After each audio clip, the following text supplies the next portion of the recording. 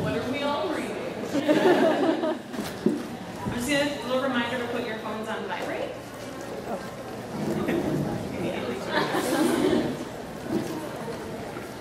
I'm just going to start right as well. Right? So I'm Mia with Penguin Group, and this is the Booktube panel. So we're going to start off, I'm going to ask these lovely people a couple of questions. They're going to introduce themselves and they're going to say what they're currently reading. I'm going to ask some questions and then we're going to leave like 15 to 20 minutes for some questions from the audience. So if you want to start. I'm Christine from Pullman Books. I'm currently reading Since You've Been Gone still. I have been like this whole week because it's been too busy, but it's been really, really good. Was it still the same thing? Hello, I am Kat from Katie Taston, and I am currently reading The Silkworm by Robert Galbraith, or J.P. Rowling. I'm Jesse, and my channel is Jesse Reader, and I'm reading Monster Calls by Patrick S. Which I gave him on his birthday. I'm Ariel, and my channel is Ariel Bissett, because I'm unoriginal. And I'm currently reading Reality Boy by ASK. Hi, I'm Shannon from the Booktuber. I am currently reading 50 Shades of Grey. No, I'm reading The Catcher in the Rye by J.D. Salinger. Yay! How's it going? My name is Priscilla. I'm from The Readables, and I'm currently reading The Name of the Wind by Patrick Rothfuss. I'm just getting into it, but so far, so good. So, all great books. So we're going to start off. My first question is, why YouTube and video as a medium and not, say, blogs? Well, I think most of us were actually into YouTube, like before we started booktubing. So that was just the way that we went, you know. I've never actually been involved in the blogging community, so it just wasn't something that, you know, drew me to it because I wasn't there. I think we were in YouTube, and that's just the way that I think YouTube's a lot of fun, though, because you get to show your personality and talk to people with your mouth. And Yeah. Sorry. Yeah, same for me. I was really into YouTube. I was into blogs as well, because I'm an aspiring author, so I followed a lot of writing blogs. But I also followed a lot of daily vloggers. So when NaNoWriMo came around one year, I decided to do daily vlogs for the 30 days of NaNoWriMo. And then everyone noticed my beautiful bookshelves and asked me for a bookshelf tour, and that's how I got into Booktube. That's awesome. Personally, I just like videos better just because I feel like I can connect with the person better. I feel like I'm their friend, kind of. So, I don't know.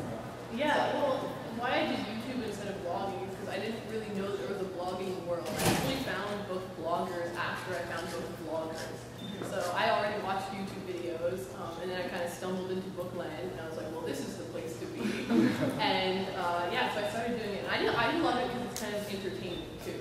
I love to tell jokes, and I try to be quirky, but I also love to just kind of do speeches and stuff, so it's kind of all of these great things. That's why. For me, before I was doing book-related content on YouTube, I was doing like the normal comedy stuff on YouTube, although I was 12 years old, so it wasn't really comedy, but I was still making stuff. And then about a year later, I discovered that people were making book videos on YouTube, so I thought that would be a really good way to mix my passion and my hobby, film and books. So my favorite videos to make are like the sketch videos that I do, like how authors write and lending out books and stuff.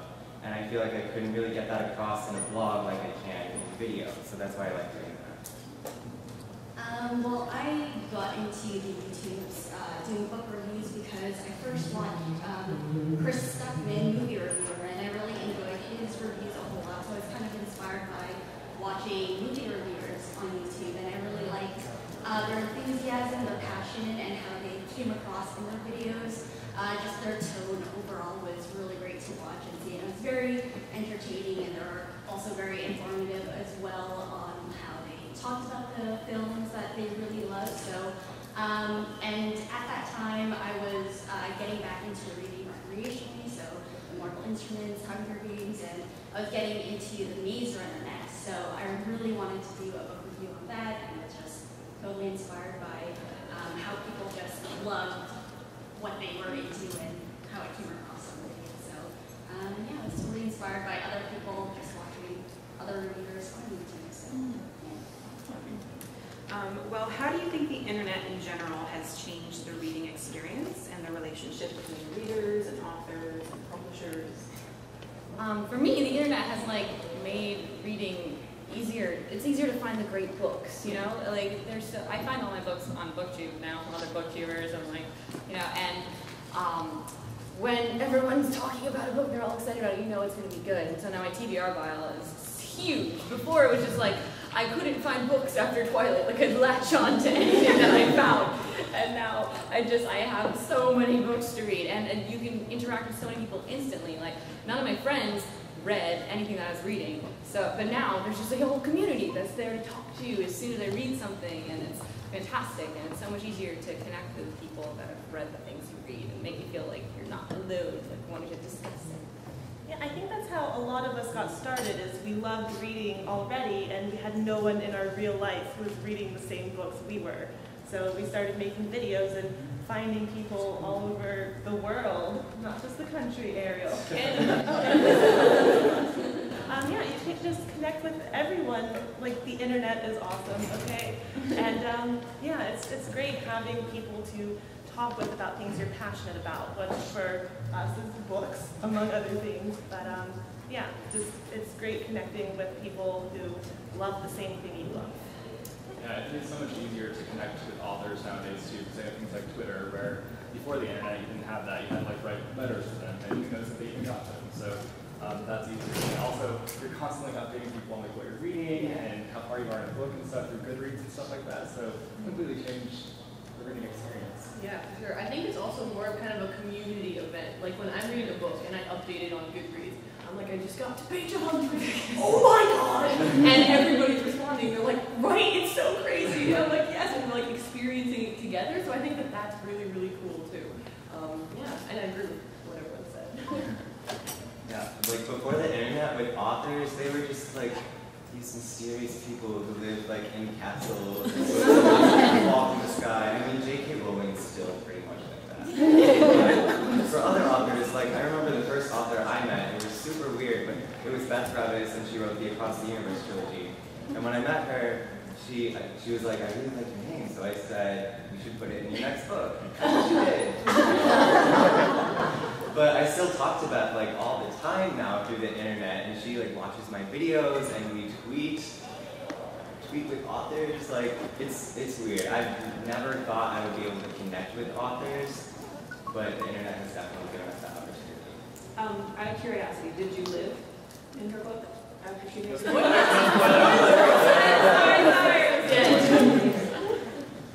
You'll have to read it. Yeah, the internet has definitely made my reading experience much more wider.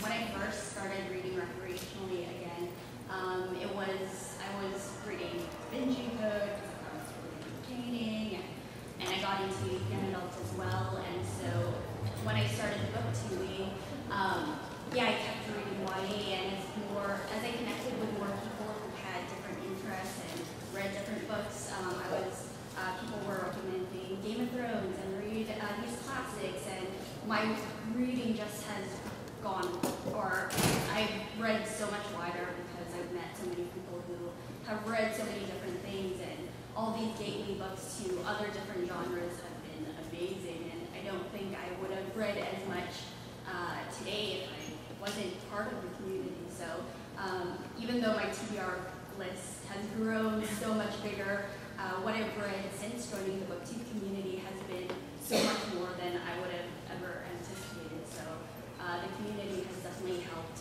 me do that. It's amazing. So yeah. Awesome. So do you all find new books to read via your other Booktubers. Yeah. I don't watch very Yeah. We research like some new releases, you know. Yeah. we're Like excited about. I do a monthly TBR and new releases combo where I talk about the 5 new releases I'm most excited for. So I do a little bit of research on publisher websites and Goodreads, like what's coming out next month. But yeah, mostly recommendations from other people who I know like the same books I do. I want to read that I stuff. think the great thing is we all kind of have different tastes because we're all different people, right? And so I always pick up contemporaries, but I know that he picks up a lot of graphic novels that I don't read, and so whenever I'm watching his videos, he'll mention a random graphic novel, and I'll be like, well, I want to pick that up. And when I want a contemporary, I'm like, Ariel. Here's one right. For me, I just walk into the bookstore and then I put every book that they have, I just put it on my forehead. If I'm getting like the good vibes, yeah, but if I'm not, I mean, it just goes back on the shelf. I don't even look at the title.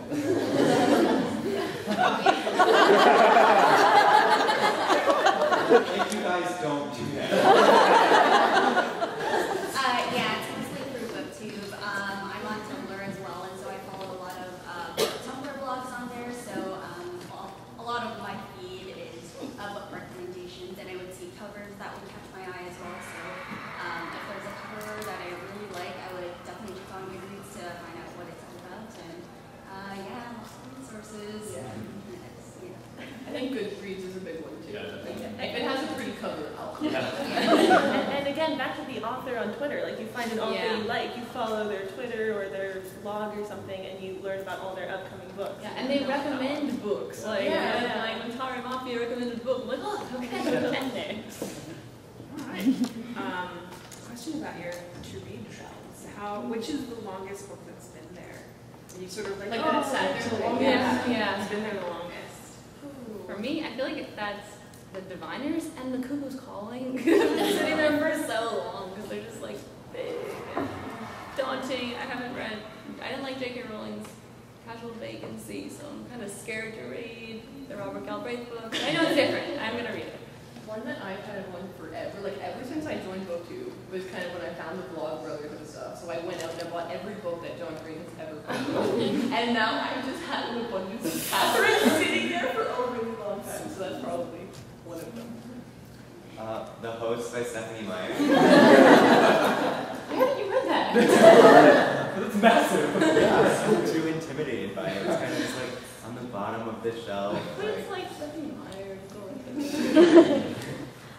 Yeah, I think I have a couple of YA books, like Sleep by Alex Flynn and 5 Flavors of Dumb by Anthony Don. They're still on my to-read list. Just when, I don't know when I'm going to get to it, but yeah, they've been on my shelf for a long time. For me, it's probably Fallen by Laura Kate. I've had that one for so long, and I've tried to read it a couple times, but couldn't really get into it. I might try again. I gotta get through it. Mine, I think, is like the Adventures of Cavalier Clay. It's the same thing. It's like so massive, it's just intimidating. So I haven't picked it up yet. You feel like you can get through so many more short Yeah. books by the time you get through the giant one. They look so pretty, so you had to buy them. Yeah, it covers so many. So is it a conflict of interest to work with publishers on getting copies and viewing their books? Not necessarily. Like if you take it as like you feel an obligation to give it a good review because you receive something for free, like that's a little bit shady. But just be honest. Like they're not giving it to you for like a guaranteed positive review. They want your honest feelings because honest reviews is really how the books find their right reader. Like not every book is for every reader, and a negative review has sold me on a book before because they ranted about something that I was like, oh, I'm okay with that. I want to read that. Yeah, I like anytime I've ever accepted a book from a publisher, I'm always like, it's going to be an honest review. Like I'm not going to lie to my subscribers. Part of the reason that I have this great relationship with my viewers is because I know that they trust me and I trust them, and I don't ever want to break that. So when I accept a book, I'm always like, it's going to be an honest review. And if I don't like the book, I'm going to tell everybody because that's how I felt about it.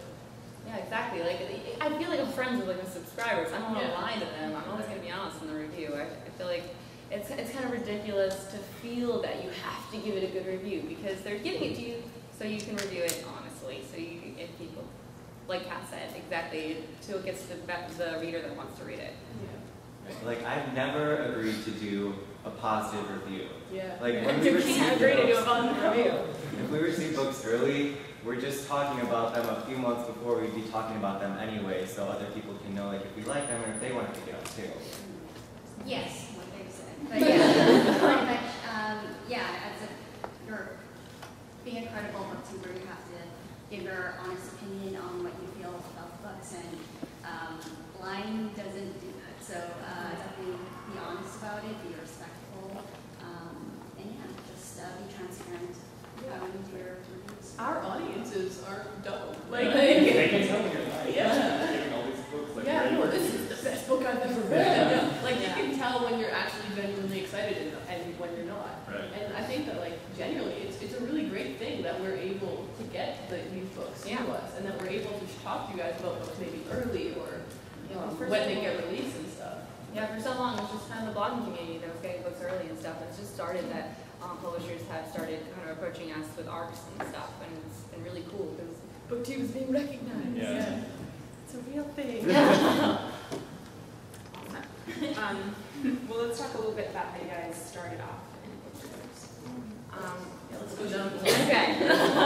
I was on YouTube already making kind of like vloggy. Actually, I think my first vloggy video was a Booktube video, but it was on my other Home 20 channel where I kind of was making like comedy music videos at the time. That was my first speaking to the camera video, and I was really, really awkward. I was like, this is my first vlog. It's really embarrassing if you go back and watch it. But yeah, I was already making videos on YouTube, and then I wanted to talk about books, because like I said, like no one was reading anything I was reading. It's also a time in college where I didn't have many friends that I felt like I was had much in common with, so I wanted to find people to talk to stuff about, so I started making book videos, and then I felt like, oh, I don't know if everyone likes books, so I split my channels, and then I went to Home Books, and yeah, wanted to talk to people, and then this community started emerging after a few years, and it was wonderful.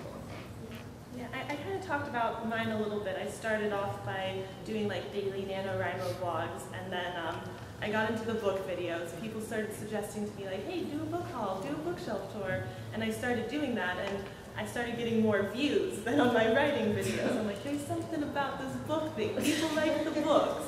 So I started making book hauls, and I found these guys on the internet, and started watching their videos and commenting on their videos, chatting with them, and we like a lot of the same books. Maybe we have different tastes, but there's some books that we all love, so it was nice.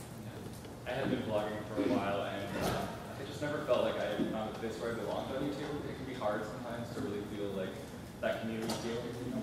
And so I stumbled upon Goodreads, and I marathoned the videos, and just fell in love with the Booktube community, and I had to join it, so I did it. Yeah, I mean, I had no friends.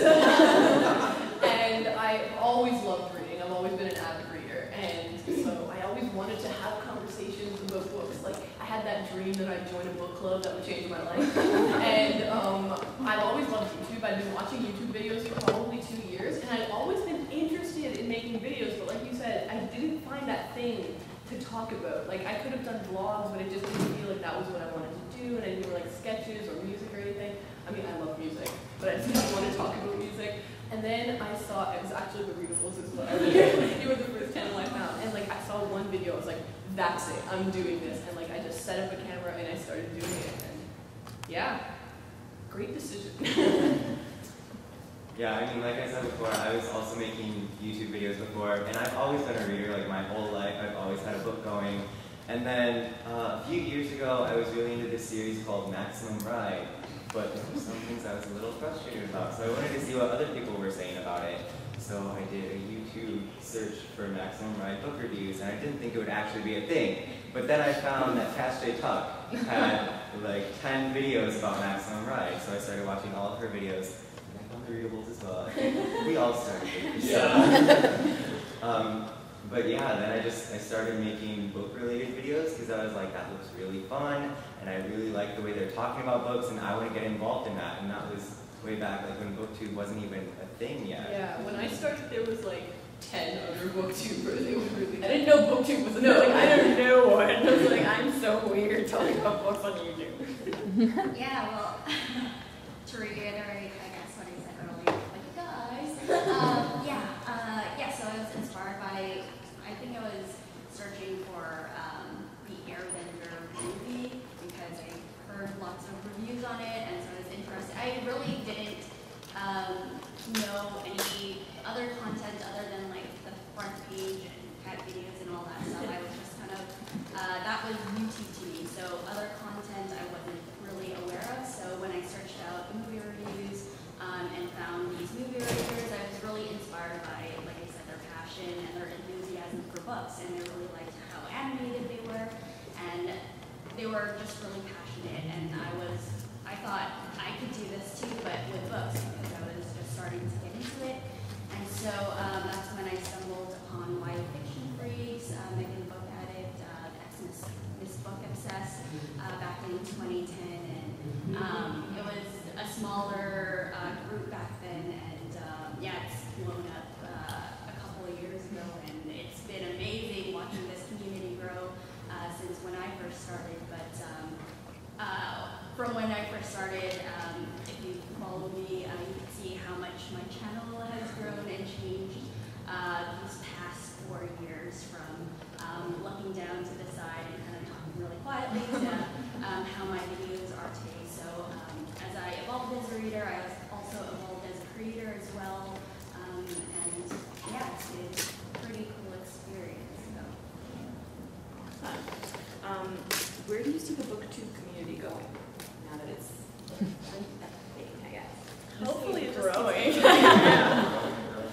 It's nice that books are becoming more involved in pop culture. Like for a while it seemed like reading was really uncool, but now, especially with all the YA movie adaptations, like people are getting into books. They see the Divergent movie and they're like, I want to read that book, and then they find more and more books. Yeah, and I get so many emails, people being like, everyone makes me feel so bad for reading, but like, then I found Booktube and I found you, and you make me feel like I can be confident and talk about books in my everyday life, and it's really nice. Yeah. No, it's like, honestly, it's beautiful. Yeah. Like, if you think about it, every time that I get a new subscriber, or a new like, or a new view, like, I'm really happy that they're watching me, but I'm also like, you're also supporting reading. Like, you're supporting such a wonderful thing. And that we're all a part of that, I think is really great. And I do think that it's going to continue to grow. I think that as more people find it, they get excited about the fact that other people are talking about books, and that it doesn't have to be like an alone thing anymore. And there's books for everyone, like whatever you're interested in. It's just storytelling, and it's wonderful to just find young adult or high fantasy, erotica, whatever you're into. I feel like when I was in school, like there was this kind of bad aura around reading. Like when I was reading a book, it's like, oh, why are you reading? Like that's so stupid. You're so nerdy. And like as nerd culture has like grown in the past few years, but I think like the reading thing is kind of still true in schools. Like my brother thinks reading is nerdy, and Olivia thinks reading is nerdy, and sorry, that's my sister, and like stupid to do. But I think it's kind of growing into like a cool thing, which is fantastic. And I think a big part of that also is that we're also like entertainers, right? Like we're trying to make it kind of like exciting. And when people do vlogs or they start to YouTube, they can see that we're like, this is a fun activity too. Just talking about books is really fun. And it's exciting to know you're gonna have someone to talk about it with when you're done. Yeah. Like that was so when the first person I found was Cassidy Talked, and so I didn't have another booktuber that I was watching. But then I was like, oh, when I finish books, I can watch someone. And I was like, this is fantastic. Yeah, they don't want you to feel ashamed about reading. But even just like as the YouTube community in general has grown so much, like YouTubers are on TV now, who's to say that in like 10 years, booktubers won't be like on TV talking about books and booktubers. We can have like an awesome PBS show. ABC Family. Booktube con. I would love, I can only imagine the community growing bigger, and I hope that as more people get into booktube, people will get into booktubing as well and talk about the books they're really interested in, and hopefully smaller niches or genres that aren't as big in the community just grow even bigger with adult fiction and fantasy, nonfiction, and all the different kinds of books that people are into. Those smaller groups will grow even more, and people can share and recommend different books they're into, and hopefully we'll all get to read all our favorite books together. So. Yeah. And even just like since VidCon last year, Booktube has grown so much. Like we're interacting a lot more with publishers and authors, and we got a bunch of people to email and tweet about Booktube at VidCon, and we made this happen. Hey!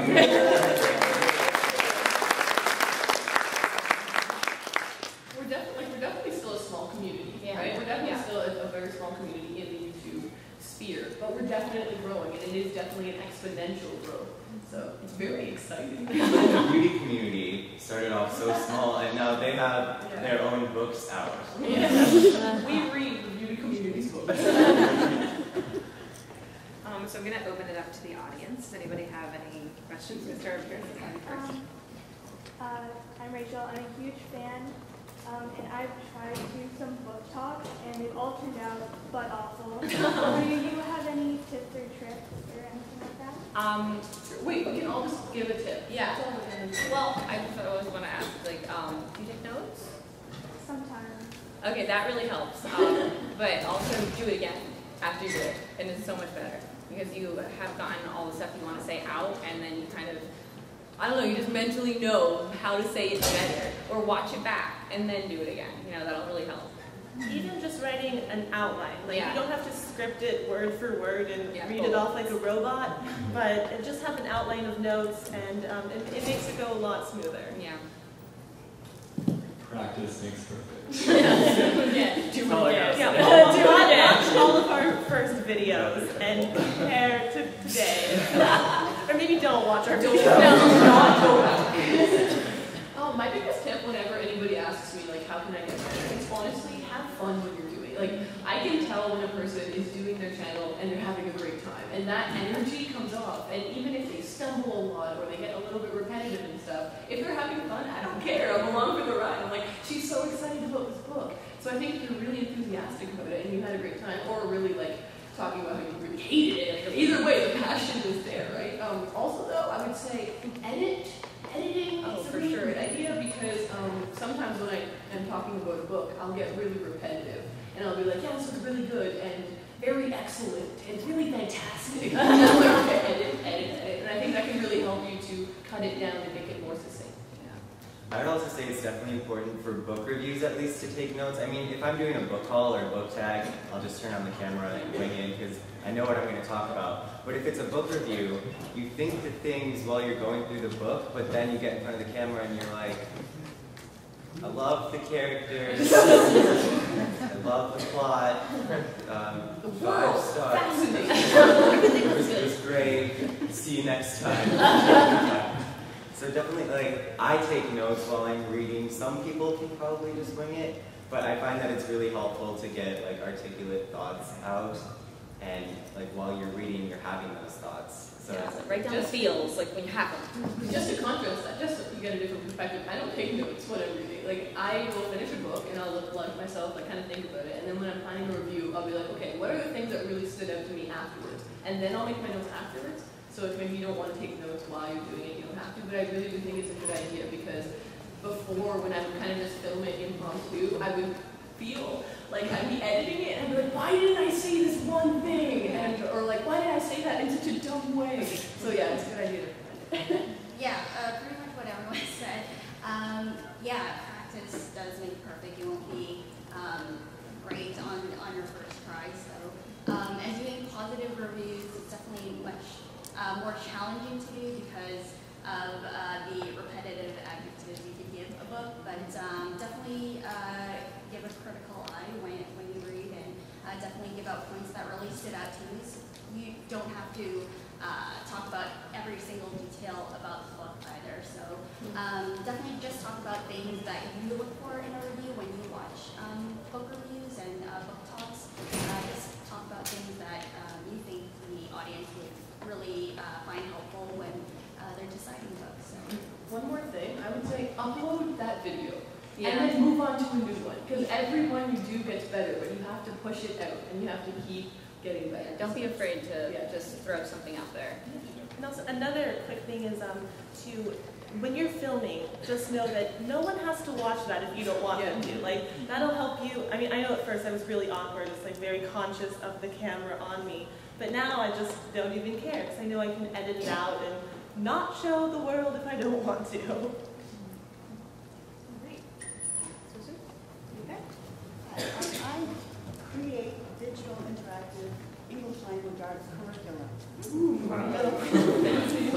And so what I want to do is kind of capture the energy that students already have about the books that they love and get them doing some of the things that you're saying, videos they're reading, and then maybe come up with their own book review. So I'm wondering, what advice could you give me to help teachers out there and/or what do you envision if, say, I'm creating this curriculum on a tablet? What could I include in that? So, like, are you giving a class, like, an assignment to make a video, like a book talk video? That is so cool. I would say definitely, like, show them a few book talk videos to, like, get them excited about it, maybe about books that they already like. And I think that would excite me. Like, yeah, I'm gonna do this. Is awesome. Yeah. No, I think too maybe it would be a good idea to kind of give them an outline, be like, what did you like about the world? Like a specific thing you like about the world set against, like who was your favorite character and why? And like maybe some specific points like that so they can fill it out so that they do have some direction going into the video. Or else it is direction. It sounds like the coolest assignment ever. Yeah. I can't. I would definitely also say, like, show them Booktube videos because, again, like a lot in high school, there's a lot of negativity that goes along with reading. Yeah. People will make fun of people who are reading. So with Booktube, it can kind of show them, like, it's okay to be excited about the books that you're reading. Yeah. That's such a cool assignment. You do. The young lady who kept her hand up the entire time.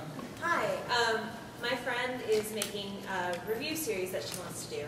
And she wants to do rubber ducky reenactments of scenes with it. Wow. And she wants to know how to properly cite that. Ooh, I'm not sure about that one. Whoa. Cite as in like copyright it? Like, she wants to take the book and she wants to say, hey, it's done by this, this, and this. And she wants to know how to do that. I mean, as long as she says that it doesn't belong to her, and she says that like this is The Fault in Our Stars by John Green. This is a dramatic reading by Rubber Ducks. And as long as she credits it, it should be fine. Yeah. Like, you're allowed to I agree with that. you're allowed to read samples. We're not lawyers, so. I'm not the exact law. She's generally doing just like, this is my interpretation of the dialogue. Yeah. That'll be fine. If there's like a Creative Commons, like you can have a little bit of freedom if you're reenacting or doing something like that. Especially if you're interpreting it a little differently, I think that'll be fine. With rubber ducks. No, definitely. That sounds fun. Lady with the message.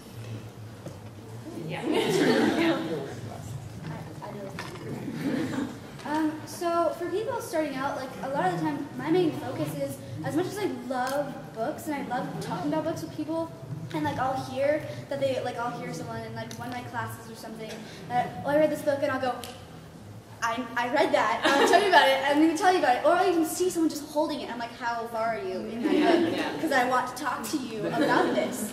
And so my main focus is, as fun as it would be to get started, my only fear, like this crippling fear, is that I want to make the video so I can talk to people about it. How are they going to find me? How can I be found? Well,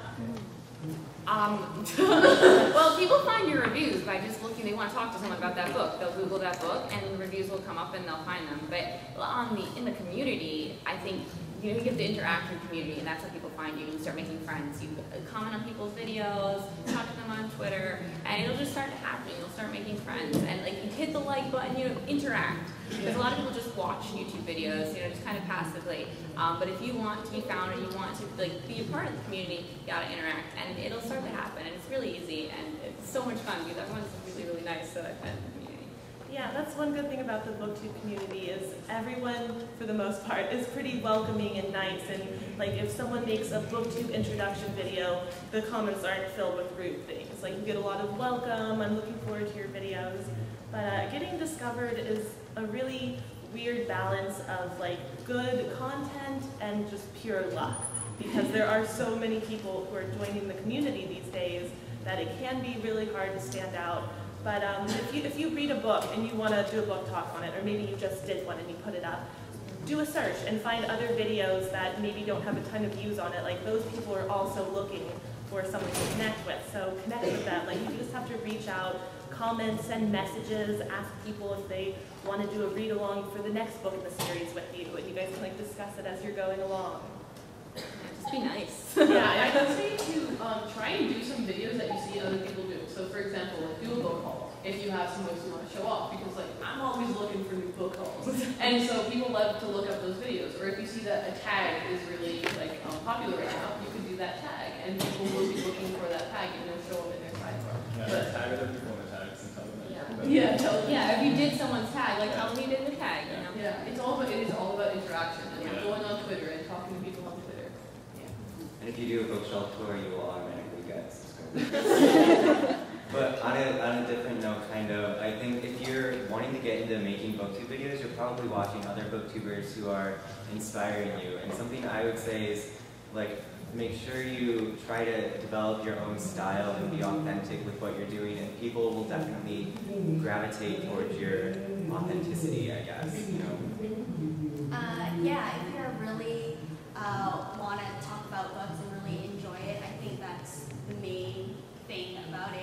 Your opinion has value, so whether people are watching it right now or you know, a couple months later, don't worry about who's really watching right now. Definitely focus on your content and what you have to say, because that's really really important. So and like everyone said, definitely interact with the other booktubers in the community and people that are interested in similar things as you. But yeah, don't be afraid to start now and just make videos right now, because what you have to say is important, and people will want to know, whether that be now or later. And just one thing, don't be, the thing about, you know, being authentic and being yourself and stuff, I like when you first start out and you just watch one blogger, I mean, like, you're gonna pick up, you're just gonna use some of their mannerisms or something because you're just looking at them so much. And don't be afraid to post that video, because like with time you'll develop your own style. It'll come with time, and it just, when you start off, I know some people get some comments like, you're copying this person, da, da, da. Like, don't worry about it. You'll develop your own style as time goes on. As a take-along parent to the YouTube, I've honestly never seen a book review YouTube video. I link to Amazon. I get a ton of written reviews. I get the book review at the library. I read the LA Times book reviews. How would you be linked, or how could you get linked so that someone like me might want a shortcut to watch a video? Because I've read a zillion reviews of books in order to lead me to what I want to see, but I've never actually. We all do Goodreads, I think, right? We all have our Goodreads, and we really could cross-promote on Amazon, like put our reviews, there are video reviews. I've seen Goodreads on Amazon, but I've never seen links to videos on Amazon. Yeah, I mean, it's also knowing and there's also a weird thing when you upload a video to Amazon, they kind of own it. Yeah. Like, there's this really weird thing in their contract once you upload a video. Yeah. So would I get the book, read some of the reviews, see if I'm more interested, and then to get to you, would I have to like open just go to YouTube and search the book title. Yeah, and then search the book. If you type in the fault in our stars, for example, book review into YouTube, you'll find so many trillion books. Or like any random book. Video review. Yeah, you'll find video. Yeah. But I think that it's interesting, as we grow, different publishing companies and different marketing companies like Amazon and stuff will take notice, and they'll start to post our videos kind of in other places, but I don't think we're at that stage. It's these separate bubbles of review communities, like the Amazon review community is pretty separate from the YouTube review community. There's just not a lot of crossover there. But you just got to find the review community that you connect the most with. Like some people really love the Amazon like Vine reviewers, and they follow those. Like it's the word. But YouTube is kind of in its own little bubble right now. We're kind of breaking out, but it's still closed off from a lot of other review venues. I'm also really new to this. I came in from the blogging side of my brother, and he's all YouTube. But I think it's awesome you guys take notes in books. I love it. I don't review books, and I'm still like writing them. Sorry to people that don't write books. My question is, and I don't know if you guys answer this because I am new to this. Do you guys prefer ebooks or physical books? And what are your thoughts on ebooks? Yeah, no, I mean, like, I love physical books, but I've recently had a Kindle, and I was so against it for so long. Yeah. Just like, what are your thoughts on this? I think that one interesting facet of this question is that as video reviewers, we like to have a physical copy to show everyone because it's exciting when you show it to people. It's I don't know, it's a part of the We have our shelves. Yeah, But I do agree. I like having also the ebook. I have an iPad, and I've been iPad a really years. I should get a Kindle or something because it's too big. I have the iPad 1, but like I use it as an e-reader. And when I was traveling and stuff, because I studied abroad, it was so much more convenient. But I still love to have the physical nice book. Yeah, I have a Kindle, and that's actually what I'm using to read the Silkworm right now. I don't have a physical copy of it. And I love reading on my Kindle, but I also love collecting books and having the physical books and pet them and flip through pages.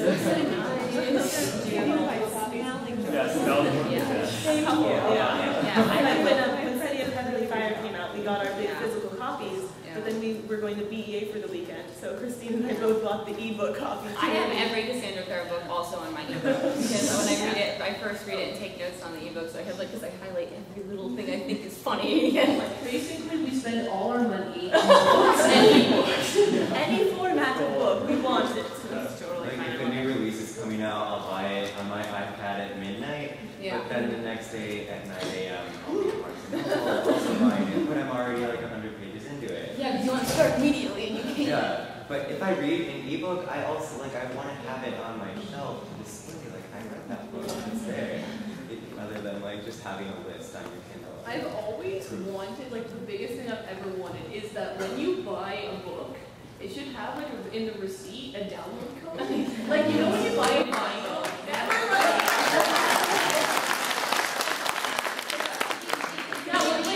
yeah, and like when you buy a vinyl record, you can get the MP3 download and stuff like that. The future.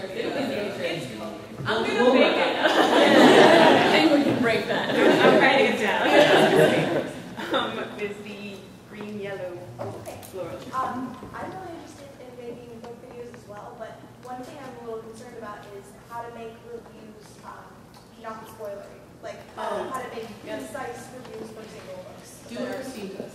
Well, yeah, I mean, if you want, I think it's much more fun to like talk about both angles of it. That's why I always do that. But if you want to do both angles, I mean, just tell people to leave. Like, we're done. Spoiler section is over. Right? Like, but I have never made one actually that doesn't have spoilers. So Yeah, no, like I think it's really important to be cognizant of spoilers because people can get upset if you spoil something for them. So I'm sorry if I spoil Legion for anyone. I apologize. So I think that if you do want to talk about spoilers, do like start the video off and say like, I'm going to be talking about Allegiant today. I'm very excited. I really liked it. If you don't want to be spoiled, you must leave now. Click away from this video, and then you can launch into spoilers.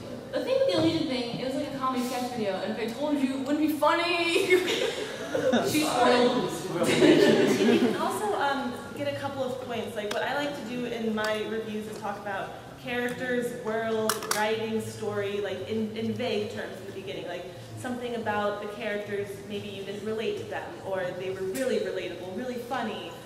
The world building, like it was really great, or it was kind of a blurry world. You didn't really get a good grasp of it. You can talk in vague terms. Also, I was just watching some wrap-up videos where people talk about several books with no spoilers at all to kind of see how they discuss it. I was going to mention like the book hauls and wrap-up videos too. Like people will quickly review it. Like I really like this quote. This was really good about it because even in some of the spoiler-free book reviews, like you'll be reading it and then you'll like see some things coming at the beginning. And some people like to just completely go in blind, knowing if it's good or bad in someone's opinion. Yeah. Like without spoiling the end, you can still be spoiling certain little things. So like in my reviews, I'm vague about it, but I'll like go into the character and what I liked about it and what I related, and then that won't be as fresh for some people when they're reading the book, and I always try to warn them before I start the review. Yeah, you can always edit. If you ever slip into spoilers, you can always edit those out. But yeah, I know a lot of people want to go in blind when reading books, and so some viewers, like myself, will know I want to read a specific book, so I'll wait till I read the book to watch the review. But yeah, I've been incorporating spoilers in my videos or reviews as well, and just tell them to click off when I start into it. I think the big point is just warn people. Yeah. Give a warning. And also, like, in the non-spoilery sections, like, what you're even saying, like, oh, it could be the end of this book, like, it made me cry, that's a big spoiler. I like going in blind, too. That's why my non-spoilery sections are, like, 30 seconds long. Because I like to just tell people what I would want to hear, which is, like, I loved it, it's great, go read it. And then come back to discuss. Do you guys ever, do you guys ever get reading block? And if so, like, how do you deal with that? Yeah.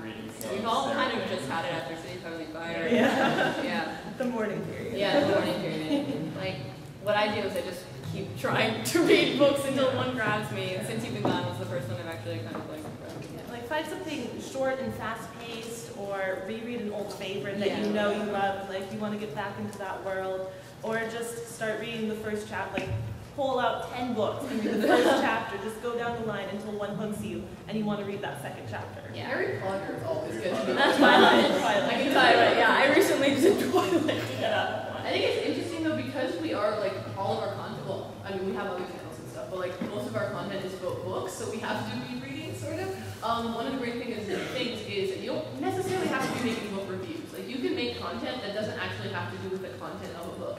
So if you're doing a book tag, like some of the questions will be, what was your favorite book this year? And you can just hold up a book you've already read. So you don't have to constantly be reading to be making book content, which is really cool, I think. If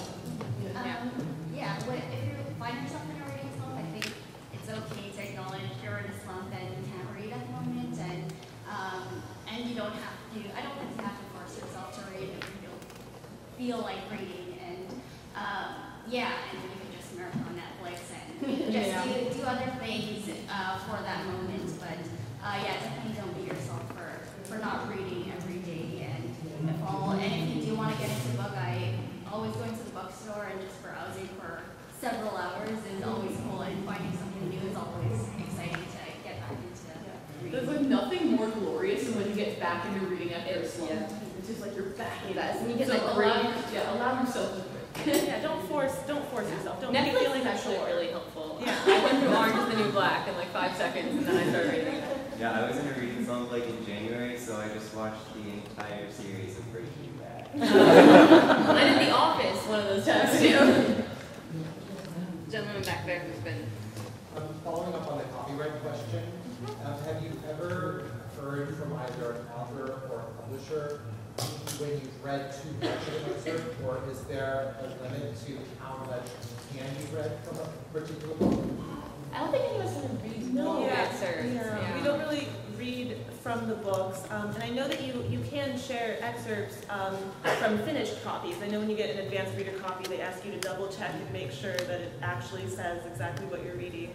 I think as long as you quote it, like you cite your source, and you don't read like a whole chapter, like a couple paragraphs here and there to like reinforce whatever point you're making is totally okay. But again, we're not lawyers. I know my daughter got in trouble for reading like 50 Shades of Grey or really something. That was like her first thing. I mean, there are certain books, like classics, are in the public domain. So like for certain books, you can read the whole thing if you want. You can post an audiobook version of Charles Dickens online if you want to. But like for newer releases, you do have to kind of look into that. And most publishers have social media, so you can probably get in touch with someone to verify how You can much. like literally, you can just tweet Penguin and ask them. Just be like, hey, how much can I read of this book, and they should get back to you. Anybody? If you were only allowed to read one book for the rest of your life, I leave this world.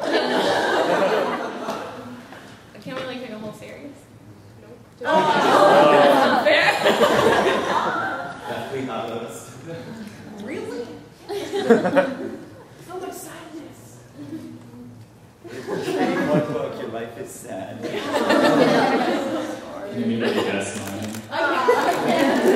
He's gonna read this paragraph. It's my book. Probably Daughter of Smoke and Bone, because not necessarily for the story, but Laini Taylor's writing is just so beautiful. Like I could just read it back to back to back. I want to take the whole Clockwork series, and I'm taking it, and there's nothing we can do about it.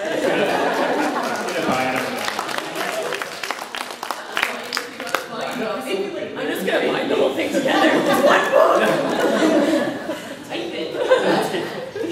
I think that I would read Animal Farm by George I know it's tiny, but like every time I read it, I'm just like, I want to hug the world. This is genius. This is genius. Constantly be inspired.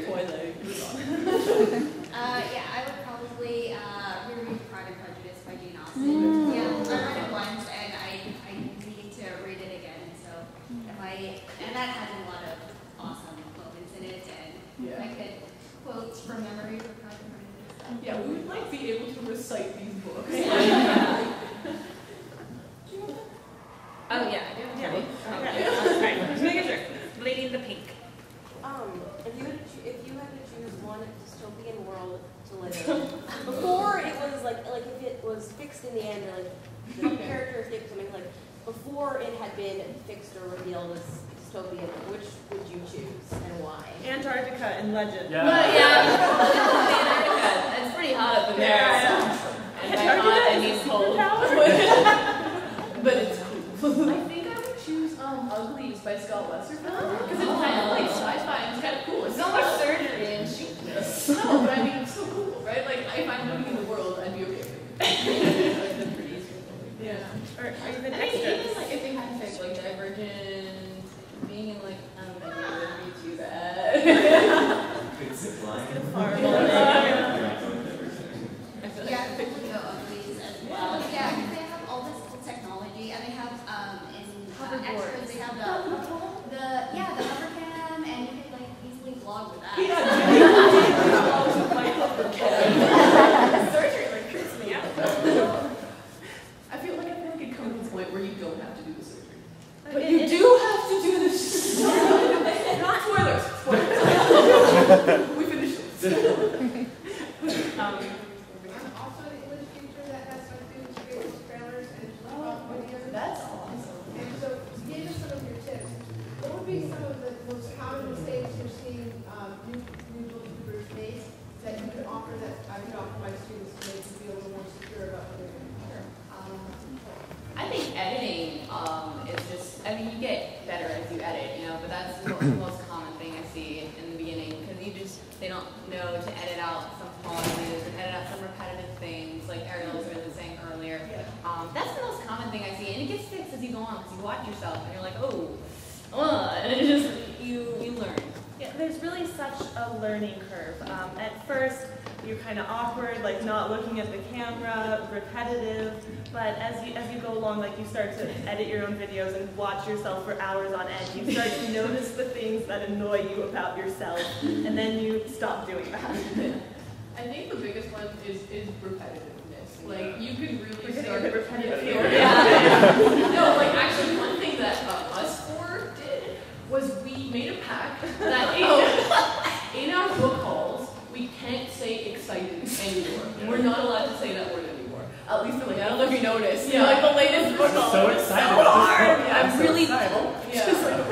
So they're trying to like use different adjectives, different words, different ideas to relay that excitement, because you don't want to keep saying excited, and it starts to get ridiculous. You can really unfreeze this book. Yeah. So I think it's repetitiveness is the biggest one. I think it's good to be able to edit, because you'll end up starting over so much if you say something that you don't want to have said, and then like, it's out there forever. You know, like you can edit out the things that you don't want to say, or if you're watching it later and you're like, I wish I hadn't said that, you can just take it right out instead of having to refilm everything. Yeah, and as far as content goes, as far as doing book talks or book reviews, I think keeping the synopsis short is very important. Really good tip. Yeah, because I think people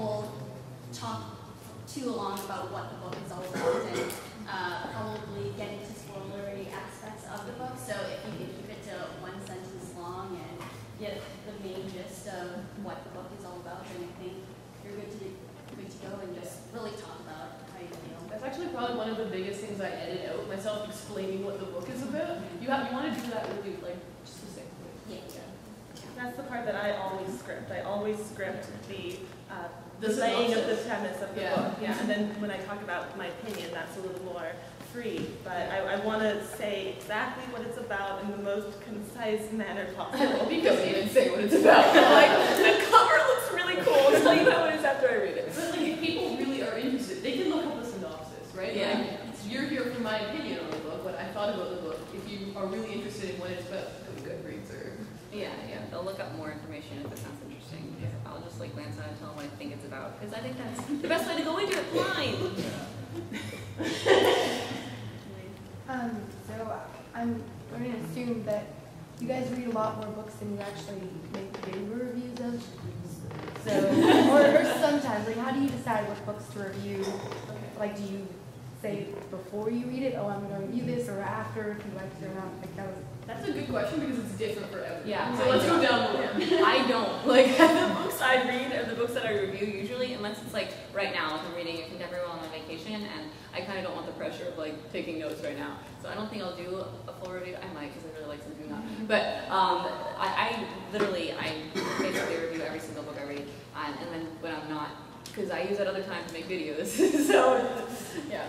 I want to review every book I read, but I'm bad with the follow through, and it's really just a matter of time because my favorite series is the Daughter of Smoke and Bone series, and I wanted to do a review for that, but then I didn't have the time, and I get in this thing where after I've read a book, like if I start reading another one, like I can't review that one, it's not fresh in my mind, this is the current one, I'll review this one, and so I just don't read a book until I have a chance to review it, and then you get really behind in reading, so I've just gotten a more free approach to it. If I have time to review a book when I'm done reading it, I will, but I don't really have any like criteria for which ones I review anymore. Yeah, for me, sometimes I don't have that much to say about the book, so it's kind of pointless to make a full-on book review. So that's why I just put it like in the wrap-up videos. Yeah, for me, I actually don't review very many books. I'm not kidding. If you go to my channel, there's 2 book reviews out of the 100 videos. Yeah, I know, that's weird, right? No, basically, when I read a book, I have to really, really, really love it to be able to do a review for it, because I like to make my reviews kind of different. For example, actually there's 3 reviews, I just remembered one. For example, I reviewed this one book called Wanderlove by Kristen Hubbard, and it's about this girl who goes to Central America. I was living in Central America for a year, and so I kind of went around and took a lot of footage of things. And so I really loved that book, and I felt really passionate about it, so I made kind of a special review for it. And all of the reviews that I plan are for like a book that is a brand new favorite of mine. I should probably review more books, but I make a lot of different kind of content. So I make more kind of discussion videos where I'll talk about different aspects of like the reading life. I mean, we do wrap-ups. Like, I do a wrap-up, include every book I read in a wrap-up video, yeah, but like not a full review. Exactly. I have a series on my channel called Book Reviews with an S on it. And then that's where I do, like, I'll talk about the last 10 books that I read in chunks, but I think it's difficult to review a book that you think is just okay. Yeah. Like, it's really easy to praise a book and it's really easy to bash a book, but if you just think it's okay, you don't really have much to say about it. But I usually try to review every book that I read, but sometimes I won't finish a book and I won't make a video about why I couldn't finish this book. But I haven't done a review in a while. Yeah, I guess for my channel, I try to make a point to review every book that I read just because I can't purchase more books until I finish reading it and review it. So that's kind of my way to regulate my book buying. But yeah, even if I like it, if I don't like it, even if it's okay, I always usually have something to say about the character's plot, pacing, 1 to 5 stars kind of thing.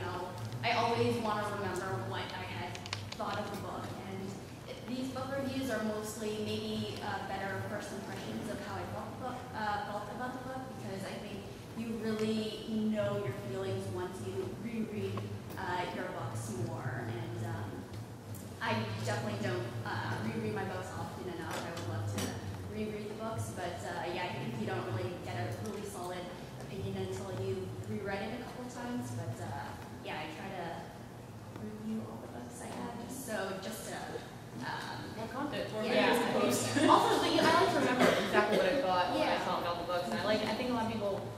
once you show that you're reading something, people want to know how you felt about it and like to talk and see.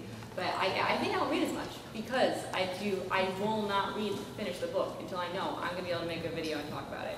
So I go slower. It's also kind of nice when the sequel is coming out a year after the first book came out. You go watch your own video and you remember how you felt about it, what you liked. Yeah. Okay, so we have one final question. Yep, you. I do like written out reviews of every book that I read, and I always tend to focus on negative things, and then even if I thought the book was just okay, then I have like a lot to say about what I didn't like, and people are like, oh, I really like this book, why didn't you like it? It's like, no, I liked it, I have difficulty focusing on the positive. And, yeah. I mean, I think it's like if you do have a lot of negative things to say, try to pull some positives that you did like about it and say those too. You just got to remember, because a lot of the times the negative things will cloud your mind. But before you say the negatives, try to just like pull out the few things that you did like, just so there feels like there's a balance. And I think that'll make people feel a little better. Because, yeah, it hurts kind of your soul when it's like your favorite book and you see like a booktuber do a review on it and it's really, really negative. It's just like, oh, it just hurts. I turn them off. I think it is important to remember though, like if you do not like a book, don't be scared to do it. Read negative. Yeah. Because like we mentioned earlier, I've seen reviews where a person's like, I really hated this type of artwork, and I'm like, well, I love that, so I'm buying it. So even someone's negative can be my positive kind of thing. Yeah, just balance. Yes, balance. Oh, okay. I think I have. I'm in the same boat with you. There's certain books I really enjoy, but in the review it comes across more critically than the positive side. So I definitely try to talk about both positive and more critical aspects of the book. But I think that's where my star ratings come in, because I think the overall impression helps convey how I felt about the book. But definitely both sides and. If you think a book is just okay, it's really easy, because you picked it up for a reason, you're probably disappointed that you didn't love it.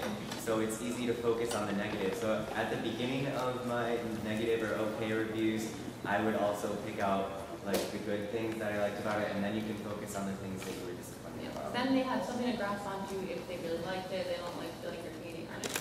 Because you're not, I mean, you have the right to not like a book, but I mean, you don't want to bash it. You don't want to like hate on it. There's always going to be people who focus on the negative anyways. Like, I did a review for the first few books in the Mortal Instrument series, and I liked them, but I also wanted to make fun of them a little bit. And I got a lot of, like, kind of backlash for hating on the series. And there's always going to be people who kind of take personal offense when you say anything negative about their favorite book. But you can't be afraid to put that out there. Like, it's your honest opinion, you've got to share it. Recently, like, since the Maze Runner's been getting bigger, like, I don't check the comments on that one anymore, but, like, I get some, like, bitch, I don't like the Maze Runner. Oh, but, you know, whatever, you're allowed. Yeah. Thank you for coming.